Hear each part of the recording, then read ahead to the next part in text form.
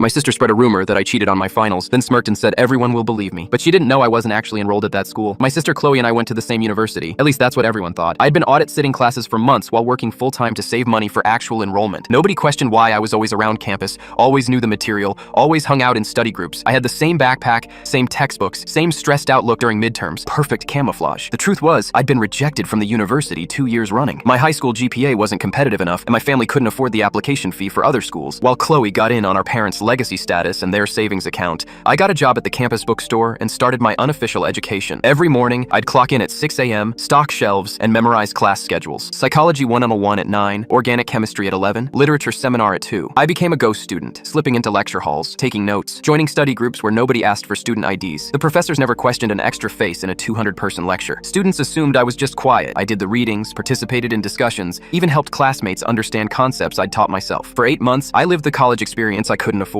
Chloe had no idea. She was too busy with sorority mixers and student government campaigns to notice her brother's elaborate charade. She saw me with textbooks, stressed about exams, complaining about professors just like her. In her mind, we were both struggling college students, but we weren't struggling the same way. While she stressed about maintaining her 3.2 GPA for her marketing major, I stressed about memorizing material I'd never be tested on, about contributing to group projects I'd never get credit for, about living a lie that was somehow more educational than her reality. Finals week hit, and Chloe was stressed. She'd been partying instead of studying, and her GPA was tanking. 3 failed quizzes in international business, missed assignments in statistics, and a group project she'd completely ignored. Meanwhile, I was helping half our dorm floor understand concepts for exams I wouldn't take. That's when she decided to drag me down with her. It started small. Comments to her roommate about how I seemed too confident about the material. Jokes about how I always knew the answers in study groups. Little seeds of suspicion planted in casual conversation. Then came the library incident. "My brother's been cheating all semester," she announced in the packed library, her voice carrying across 3 floors of stressed students. "I saw him with stolen test answers in his backpack." 200 pairs of eyes turned toward me. My study group froze mid-discussion. The girl I'd been helping with calculus scooted her chair away. People started staring. Phones came out. Whispers spread like wildfire. Within hours, half the campus knew. The bookstore manager heard about it. My study group members blocked my number. People I'd spent months building relationships with suddenly treated me like a disease. I confronted her outside the dining hall that evening, my hands shaking with rage and humiliation. "Why would you lie about that?" She shrugged with zero remorse, stabbing her salad like she was discussing the weather. "Everyone will believe me over you. I'm student council president, dean's list for 2 semesters. You're just the weird brother who barely talks to anyone important." The smirk on her face made my blood boil. "Besides," she continued, twirling her fork, "now when I fail my finals, people will think it's because I was too ethical to cheat like you. I'll look principled instead of stupid." That night, I got a call from the dean's office. Academic misconduct hearing. Friday morning. Perfect timing. I walked into that conference room with my employment records, bank statements, and one very important document. "I appreciate your concern," I told the disciplinary committee, "but I'm not actually enrolled here." I slid my rejection letter across the table. "Been working to afford tuition. Been auditing classes while I save up." The room went dead silent. So my sister just publicly accused a non-student of academic misconduct. By that afternoon, Chloe was explaining to student council why she'd created a false cheating scandal. Sometimes the best defense is not being enrolled in the game,